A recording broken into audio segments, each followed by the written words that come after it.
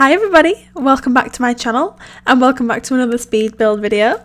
Today we're going to be building a little sort of family homey bungalow house in Willow Creek. This is actually where the goth house originally was, and I've never built on this lot for some reason because I've never wanted to renovate the goth's house for some reason. I just feel like I can't really do it justice. So we bulldozed it and we are building a 2-bedroom, 1-bathroom bungalow instead, and this actually ended up being a really sort of cute house. It's definitely not how I imagined it, I don't think, but that's not necessarily a bad thing.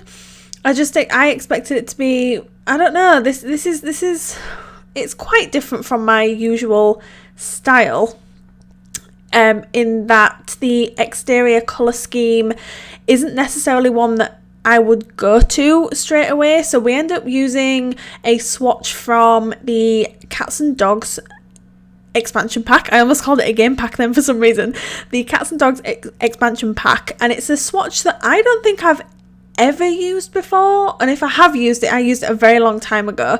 We end up going for like this really dark green colour with white windows, white trim, and like a dark black roof. So it's definitely steering away from my usual style, but I like that because I think it's good to try different things sometimes and come step away from your comfort zone and build something that you wouldn't usually build.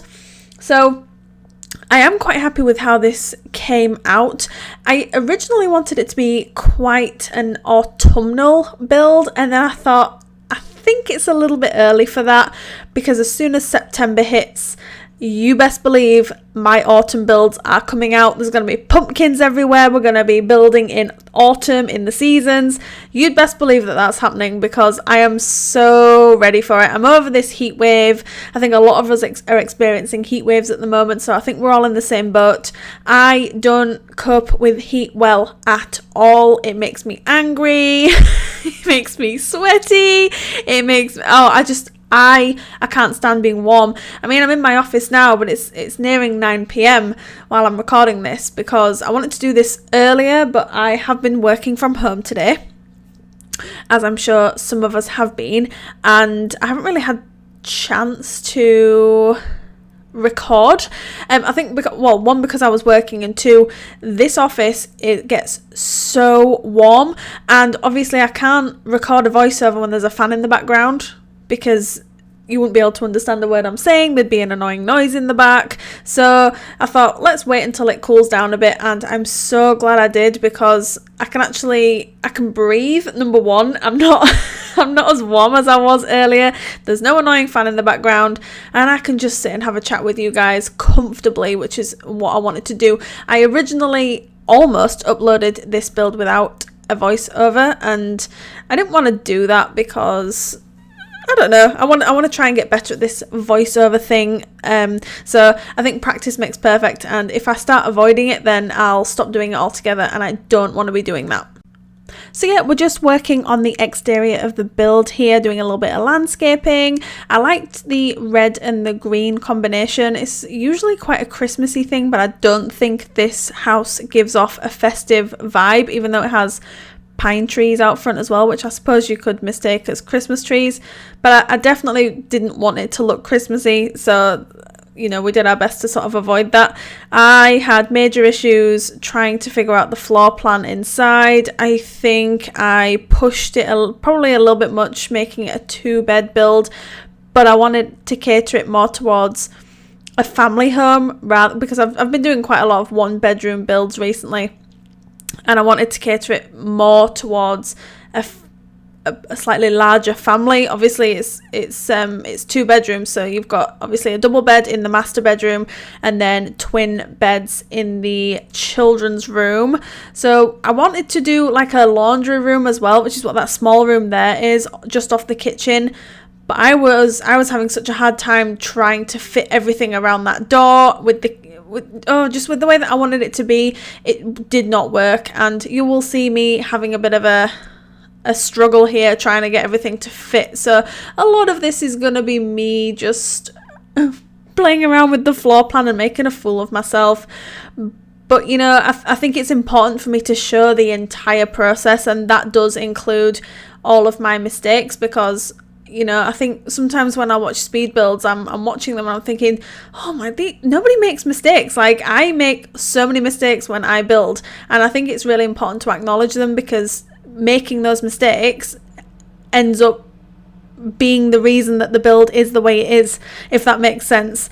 So the reason that my build here looks like it does is because I messed around with the floor plan, I changed the back door, I was deleting things, I was starting over, and I even had to step away from the build after I'd finished recording the kitchen and the living room decoration, because I wasn't actually liking how it was looking, and I find that when I'm looking at a build for too long, I start to hate it, even though it's actually okay.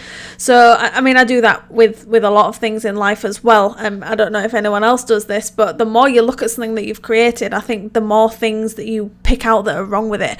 I definitely am.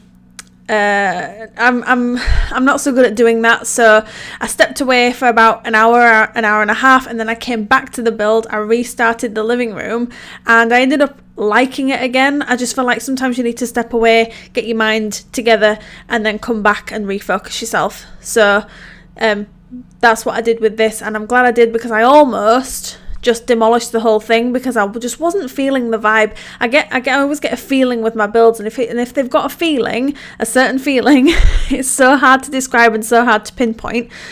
But if they've got a feeling and they've got a vibe that I like, then I know it's something that's worth keeping on with. Now I'm rambling. So if you've made it this far into the video, thank you for listening to me talk rubbish, I guess. And I'm just thinking now, I hope I remember to put a bin in this build, because in my last speed build, the Sulani beach house, I forgot to put a bin in there. So I'm so sorry if you have downloaded that house and you are playing it and you had to put a bin in. I am truly sorry. I don't normally forget things like that. I normally forget to put a TV in. I think about 80% of my builds are missing TVs. Why? I have no idea. I guess I just forget about them, even though me personally in real life, I couldn't live without a TV. So why would I expect my Sims to? It's very strange, but I think that's the first time I've ever forgotten a bin. So I'm sorry, and I'm trying to work out if I put a bin in this build. I want to say I did. Yes, I did. There it goes. Yay! I'll give myself a pat on the back. And I also, even though there's potentially a maximum of 4 Sims that live in this house, I gave them a lot of areas to sit down and eat. We've got an island coming off here from the counters with 3 chairs. There's a table here with 2 chairs, and then there's a smaller table on the other side with 2 chairs as well. Clearly this family likes either entertaining or having other family members round, because there's a lot of chairs going on. I don't know why I did that. That's a very strange thing for me to do. Normally I don't put enough chairs in. So I've gone the other way this time. I'll get it right one day, but hey, we all make mistakes. My builds are far from perfect. So, yeah. And here you'll see me trying to get those books to sit on top of the microwave. I really need to get that mod that allows you to like put a red shelf onto an item, and then it creates like a slot for items to go on. I should really have a look at that, because I think I would benefit from that. So moving on to the living room here, this is again something you'll just see me messing around with different ideas, different color schemes, different rugs, different everything. And again, I just thought it was very important to put this into the video, because you see the whole process from start to finish. There has nothing been edited out of this build. It is 100% genuine me just, trying things out, because I would be terrible. That challenge that you do where it's like a no mistake challenge. Oh, I would be so terrible at that. It would be funny, probably, for you guys to watch it. I'd get so stressed out and it would end up just being awful. It's like I was thinking today about doing a 10-minute build challenge, but I mean, I could probably do an exterior in 10 minutes. There's no way that I think I could make something half decent, like building an entire house in 10 minutes. That genuinely terrifies me, I'm going to be honest. And the people that can do it, I mean, wow. Like, that's awesome. It's just, I go back and forth a lot with like colour swatches, even if it's just the tiniest thing. Like that, I think it's the candle tray from Tiny Living that's on the coffee table now. I end up taking that out because the blue just didn't sit right with me. Even though there's a blue rug as you come in, there's blue in the kitchen, it just wasn't looking right to me. So I ended up just replacing it with a plain cream candle because it looked better. Like, it's the tiniest things I focus in on and I'm like, that doesn't look right. That swatch doesn't look right. So you often find me going in and out and like changing swatches, and even if it's just like the most minor thing, I can just think about it and be like, that's not right. That's not right. I need to change that. So yes, again, with this bathroom, because I had that slanted wall to allow the master bedroom to fit a double bed more comfortably, I was having trouble figuring out how to do the bathroom. So we actually end up putting just a shower in here rather than the shower bath combination, which is a bit of a shame because that's such a handy item. So your Sims can obviously have baths and showers, but it's just not something that could fit into that toilet that I'd created comfortably or realistically. So we scrapped it and just put a shower in there. The kids' room, you guys know how much I love decorating kids' rooms. I can have so much fun with these and I can really go all out there with the colours, and this ended up being really, really nice. I love the turquoise and the hints of pink and the yellow and the oranges. So it ended up being lovely and bright, and definitely a fun bedroom for 2 children to enjoy. So I hope your Sim children enjoy this space because I enjoyed creating it. We even do some really fun like trees on the wall. There's a mirror that goes in, and we just put some like little knickknacks around just to make it more, again, we talk about being like lived in, and kids' rooms being that little bit more cluttered, a little bit more messy, because, you know, in real life a child's bedroom isn't going to be pristine and perfect and clean all the time, because that's not realistic.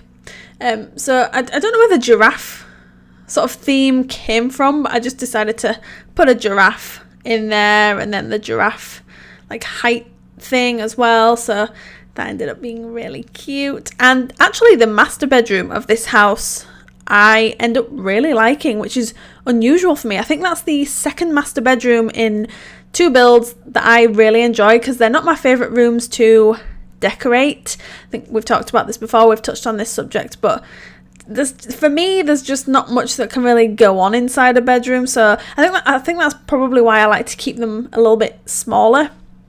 I think with kids' bedrooms, because they're so much more fun and you can have more fun with colours and themes, they're easier to decorate. But I feel like with master bedrooms, they, for me, need to be a bit more toned down, but that's probably just me overthinking it. I'm sure you could go completely wacky with a main bedroom and make it look really, really good, but I suppose it depends on the style of the build as well. So with this one, I wanted the colour theme to run throughout, you know, with the blues and the greys and the greens. That was really important to me, to keep the theme running through, because I think it's important to me with all my builds, but with this one I just wanted that family sort of friendly theme to run throughout. So just finishing up the bedroom here, we put in a couple of mirrors, a clock. We don't go too mad with clutter over here because I didn't want to overdo it, but we put a nice chair there as well. As always, everything is play tested, everything works in this build. We don't do anything too extreme with the back garden, we just keep it nice and simple. But if you would like to download this build, it's available to download from the gallery now under my Origin ID, which is RachelPedd. The tray files are available to download from the description below via Sim File Share. I really hope you enjoy using this build in your gameplay. If you'd like to tweet me at RachelPedd, I'd love to see screenshots. But if you stick around for the rest of the video, screenshots of the build are incoming. Thank you so much for joining me here today. Have a lovely evening, and I will see you soon. Bye!